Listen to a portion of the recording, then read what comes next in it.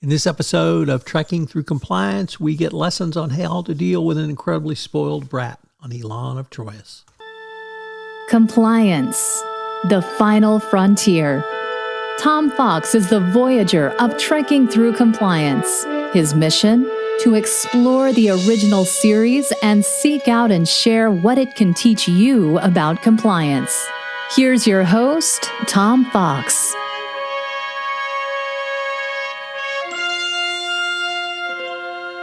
Episode 68, Elaan of Troyius. In this episode of Trekking Through Compliance, we consider the episode Elaan of Troyius, which aired on December 20, 1968, and occurred on stardate 4372.5. Story synopsis. The Enterprise is on a top-secret mission to the Tullan star system. It takes aboard Petri, ambassador from Troyius, then continues on to the inner planet Elas. Here it beams aboard 3 Elysian guards who check that all is secure. Then the haughty dolman of Elas is beamed aboard. Kirk is surprised by her bearing. She demands that Kirk and everyone else, whom she calls inferior, ask her permission to enter and leave her presence. Petri explains that Elaan is to be taken to Troyius for a marriage with the ruler of Troyius in order to stop a bloody war. The Elysian Council of Nobles and Troyius Tribunal have agreed that Petri should teach Elaan the customs of Troyius, which are the barest rudiments of civilized behavior, but Elaan has other ideas. She also complains and hurls things about the room when she is unsatisfied with her quarters, which Lieutenant Uru has given up for her.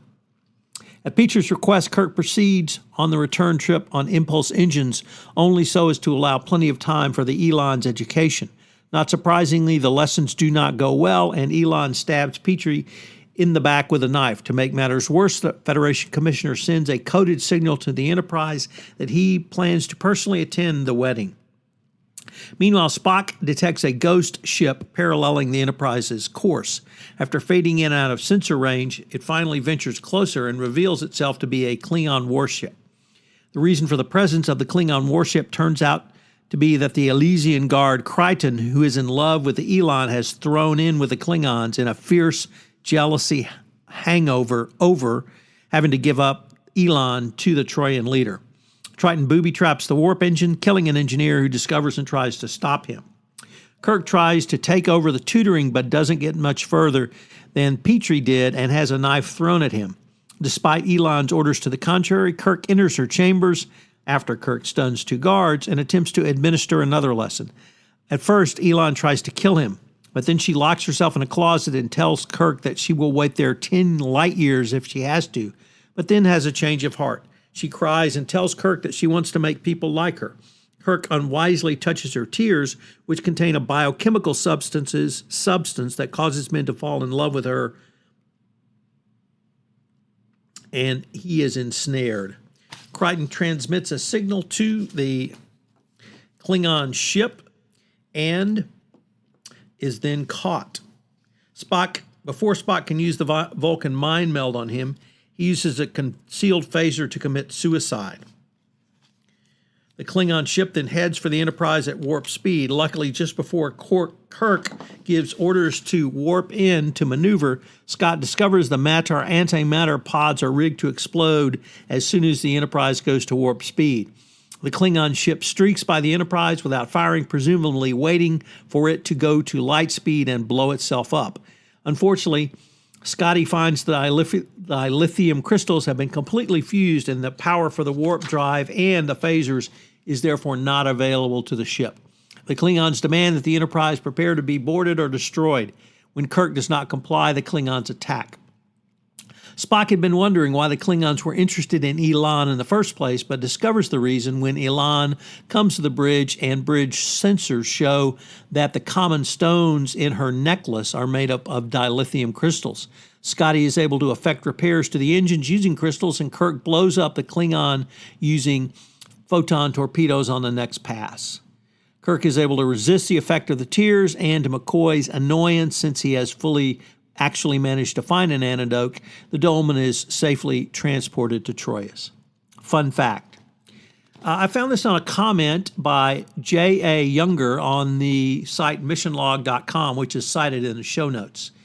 The taming of the shrew and Elaan of Troy aspects of this episode are obvious, but I wonder if the overtones of Tristan and Isolde were actually as deliberate. There, in that story, they meet when Tristan goes to escort Isolde to marry his king, and they fall in love after accidentally drinking a love potion on the way. There is some interesting racial stereotyping going on here. According to Daniel Bernardi, Elaan of Troyius brings us into the stereotypes of the Asian female, the manipulative dragon lady and the submissive female slave. She is both irrational and primitive. She throws temper tantrums, eats with her hands, and drinks from the bottle. Kirk tells her, nobody's told you that you're an uncivilized savage, a vicious child in a woman's body, an arrogant monster. Kirk is the White Knight, of course, of Star Trek, and articulating his and the Federation's moral superiority over the alien and her people through sexual conquest. Indeed, it is only after the captain physically and sexually dominates her that she respects and eventually falls in love with him. After giving in to Kirk's power, Elaan, however, like the cunning and manipulative dragon lady of classical Hollywood cinema, returns the favor by capturing his heart. The alien's tear contains a bioagent that, when touched, forces them to fall deeply in love with her, and she manipulates Kirk into desiring her. She becomes more submissive, general, and loyal, even willing to die by his side as the Klingons ruthlessly attack the Enterprise. It is this point in the narrative where the other stereotype of the Asian female comes into play, that of the submissive Asian slave. In the end, Elaan does anything Kirk requests, politely and adoringly obeying his command. Her dragon lady's tactics were only used so she could assume a position she truly desired, to be the submissive mistress of the White Knight. That comes from Star Trek and history racing towards a white future. It's certainly a provocative take on this fun story. So what are the compliance takeaways from this episode? Well, the Elysian guard, Crichton, who defects and betrays his ruler, made me wonder about, do you perform continuous monitoring on your third parties? Why should you do so? Well, the simple fact is that every 2 or 3 years when you perform due diligence on them is only a snapshot in time, and you really need to move to continuous monitoring, in case they engage in activity which would raise red flags or be problematic for you going forward.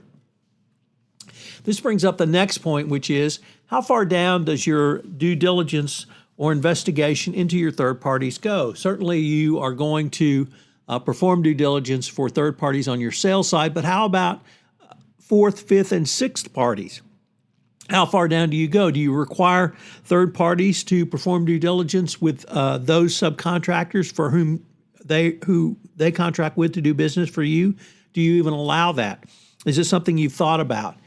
Because remember, if a fourth, fifth, or sixth party pays a bribe on your behalf and they're in your third-party chain, it all rolls up to you and you're equally liable. And then finally, this episode brings up lots of different things around culture. Certainly the Elaan is a very spoiled young woman, but how culturally astute are you and culturally sensitive so that you would not engage in or behavior which would be antithetical to the society in which you are visiting? I hope you will join us tomorrow on Trekking Through Compliance when we take up the episode, Whom Gods Destroy. If you enjoyed this episode of Trekking Through Compliance, you can help it grow by sharing it with the biggest Trek fan you know.